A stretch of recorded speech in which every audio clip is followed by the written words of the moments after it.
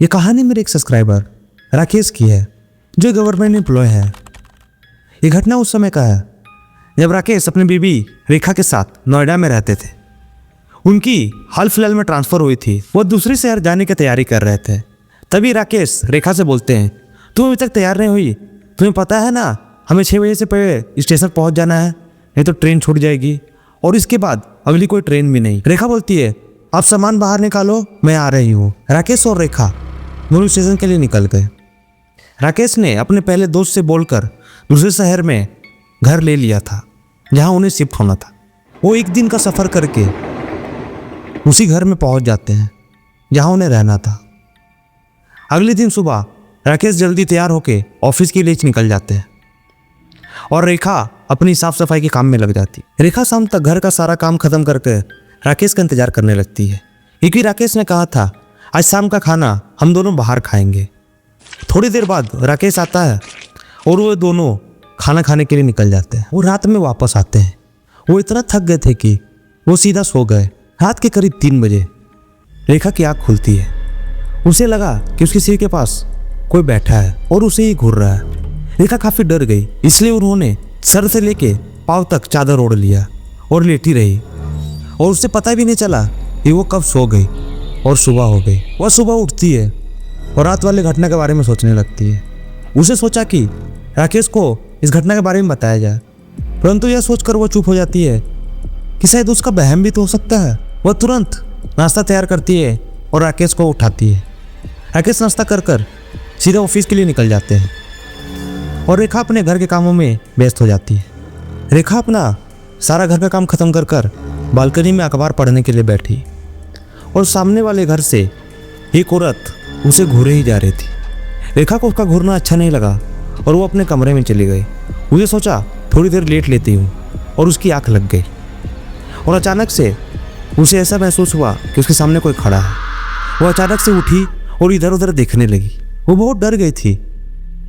वो बालकनी में जाकर फिर से बैठ गई और उसे फिर से उसी औरत ने घूरना स्टार्ट किया। रेखा फिर से अंदर चली गई और रेखा को समझ नहीं आ रहा था कि उसके साथ क्या हो रहा है। उसे सोचा रात को मैं इसके बारे में राकेश से बात करूंगी और वो राकेश का इंतजार करने लगती है। राकेश रात में घर आते हैं। रेखा ने उसे सभी बातें बताई जो उसके साथ हुआ था। राकेश कहते हैं कि तुम्हारा वहम है, क्योंकि हम नई जगह आए हैं इसलिए तुम्हें ऐसा लग रहा है। कुछ दिन बीतने दो, फिर सब ठीक लगने लगेगा। रेखा ने सोचा राकेश सही वो कह रहे हैं, ये मेरा वहम ही हो सकता है। अगले दिन रेखा के साथ फिर वही सब हुआ। उसे सोचा सपना है और वो सो गई। अगली रात उसकी फिर 3 बजे नींद खुलती है। उसने देखा कि उसके सिर के पास खुली बालों में एक औरत बैठी हुई है और उसके दरवाजे के पास 2 बच्चियां खेल रही थी। और रेखा के जो सिर के पास औरत बैठी थी वो बहुत भयानक लग रही थी, क्योंकि उसका पूरा शरीर जला हुआ था। रेखा डर रही थी और राकेश को आवाज़ लगा रही थी, परंतु उसकी आवाज़ नहीं निकल पा रही थी। थोड़ी देर बाद वो औरत और 2 बच्चियां वहाँ से गायब हो जाती है। रेखा ने राकेश को जगाया और पूरी बात बताई। अब राकेश भी सोचने लगा था जो रेखा कह रही है शायद वो सच हो। अगले दिन राकेश की छुट्टी थी। वो घर पर ही था। रेखा किचन का काम कर रही थी। तभी उसे ऐसा लगा कि राकेश फ़ोन पर बात कर रहे हैं, परंतु राकेश का फ़ोन वहीं किचन पर ही था। तब रेखा ने सोचा जब उनका फ़ोन यहाँ पे है तो वो किससे बात कर रहे हैं। भैया देखने के लिए राकेश के कमरे की तरफ बढ़ी और उसने देखा राकेश खुद से ही बात कर रहा है और कह रहा है मैं यहाँ से अब कभी नहीं जाऊँगा, और हंस रहा है। और राकेश का चेहरा पूरा भयानक लग रहा था, जैसे उसका कोई चेहरा जला दिया हो। ये सब देखकर रेखा की चीख निकल गई। राकेश ने उसे देख लिया और उसे पकड़ने के लिए उसके पीछे भागा। तभी रेखा ने कमरे बंद कर बाहर मदद के लिए भागी। उसने इधर उधर भागा, परंतु उसे कोई ना दिखा। वो आखिरी में उसी औरत के घर चली गई जो उसे घूर रही थी। उस औरत को सभी बातें बताई जो उसके साथ और राकेश के साथ हुआ था। उस औरत ने कहा तुम गलत घर में आ गए हो, यहाँ जो आता है वो जिंदा वापस नहीं जाता। रेखा ने उस औरत से पूछा आखिर क्या है इस घर में, मुझे भी बताओ। तभी औरत ने कहा आज से करीब 10 साल पहले आरती नाम की एक औरत और उसकी 2 बच्चियां और पति के साथ रहती थी। वो लोग बहुत खुश थे, परंतु उसकी बड़ी बेटी को काफ़ी तबीयत खराब हो गया था। उन्होंने डॉक्टर को दिखाया तो उन्हें पता चला उसे ब्लड कैंसर है। उसने बेटी के इलाज के लिए सब कुछ बेच दिया था, परंतु वो फिर भी ना बच पाई। उनके पास सिर्फ यह घर ही रह गया था। बेटी के जाने के गम में उसके पति ने शराब पीना शुरू कर दिया और रोज रात में उसे मारपीट करता था। एक दिन उसके पति ने आरती से घर के कागज मांगे, परंतु आरती ने उसे पेपर देने से इनकार कर दिया। तभी उसके पति ने उसे बहुत मारा और आरती और उसकी छोटी बेटी दोनों को घर में जला दिया और वहां से वो भाग गया। तब से आरती और उसकी बेटियों का इस घर में आत्मा भटकती है और जो कोई यहाँ रहने आता है वो वापस जिंदा कभी नहीं जाता। रेखा ने कहा, प्लीज मेरे पति को बचा लीजिए, इसका कोई तो रास्ता होगा। उस औरत ने कहा, एक रास्ता है, तुम चलो मेरे साथ। और उसे वो पंडित जी के पास ले गई। रेखा ने पंडित जी को सारी बातें बताई। पंडित जी ने कहा, आज अमावस्या है और मैं उस घर में आज हवन करूंगा। उसने रेखा से कहा, तुम 4 नींबू घर के चारों दिशाओं में रख देना। और रेखा ने वैसा ही किया। रात में पंडित जी आए और उन्होंने हवन शुरू किया। हवन शुरू किया ही था कि घर की सारी लाइटें बंद हो गई और जोर जोर से आवाजें आने लगी। आवाज इतना तेज था कि कान के पर्दे फट रहे थे, लेकिन तब भी पंडित जी ने हवन जारी रखी और आरती की आत्मा को बुलाया और उनसे कहा, तुम ये दोनों को छोड़कर यहाँ से चली जाओ। आरती ने कहा, ये घर मेरा है, मैं यहाँ से कहीं नहीं जाऊंगी और जो यहाँ आएगा मैं उसे जिंदा नहीं जाने दूंगी। पंडित जी ने कहा, तुम सीधी तरह से इसे छोड़ दो। उसने कहा नहीं और उसने राकेश को जमीन में पटक दिया और राकेश बेहोश हो गया। फिर वह रेखा की तरफ मुड़ी। तभी पंडित जी ने उस पर और उसकी बेटियों पर बांसुर फेंक दिए। तीनों चीखने लगी और ऊपर आकाश में चली गई।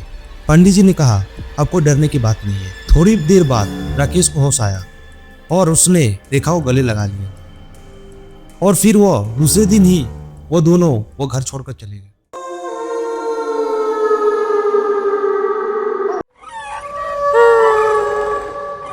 यह कहानी बिहार के एक छोटे से गांव की है।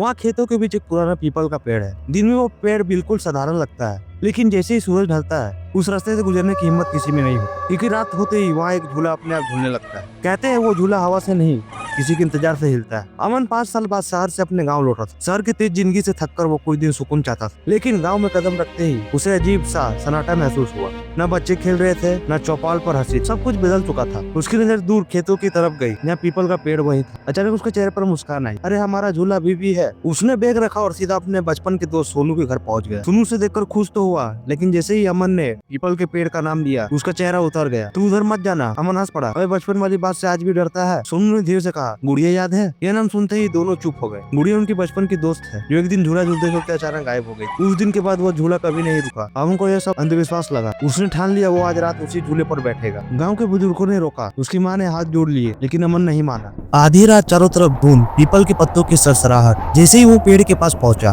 उसके कदम अपने आप धीमे हो गए। झूला चल रहा था जबकि हवा बिल्कुल बंद थी। हर आवाज जैसे सीधे उसके दिल पर लग रहे। अमन ने हिम्मत करके झूले को पकड़ा और बैठ गया। पहले सब शांत था, फिर झूला अपने आप तेज होने लगा और उसके कान के पास एक फुसफुसाहट आई। तू आ गया, मुझे पता था तू आएगा। ये आवाज गुड़िया की थी। अमन का गला सूख गया। उसने नीचे देखा, पेड़ के नीचे एक छोटी सी लड़की खड़ी थी।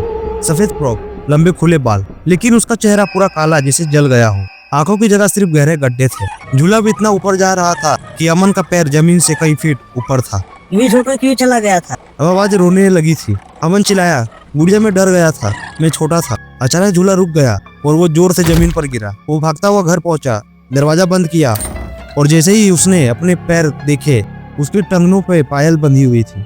अगली रात उसके कमरे में अपने आप झूले की आवाज आने लगी। उसके पैर हवा में उड़ गए जैसे कोई अदृश्य से उससे झुला रहा हो। दीवार पर परछाई बनी, 2 लोग झूल रहे थे, एक वो खुद और एक वो छोटी लड़की। अगली सुबह अमन अपने बिस्तर पर नहीं था। गांव वाले उसे ढूंढते हुए पीपल के पेड़ तक पहुंचे। झूला तेज चल रहा था और उस पर बैठे थे 2 साए। पेड़ के नीचे मिट्टी में छोटे छोटे पैरों के निशान थे और उनके साथ बड़े पैरों के निशान। उस दिन के बाद हर रात झूला पहले से ज्यादा तेज चलता है, जैसे कोई खुशी से झूल रहा हो। और कभी कभी रात के सन्नाटों में एक बच्ची की आवाज सुनाई देती है, अब मैं अकेली नहीं हूँ। अगर आपको कभी किसी सुनसान जगह पर बिना हवा के झूले की आवाज सुनाई दे तो वहां बैठना मत, क्योंकि हो सकता है कोई आपका इंतजार कर रहा हो हमेशा के लिए।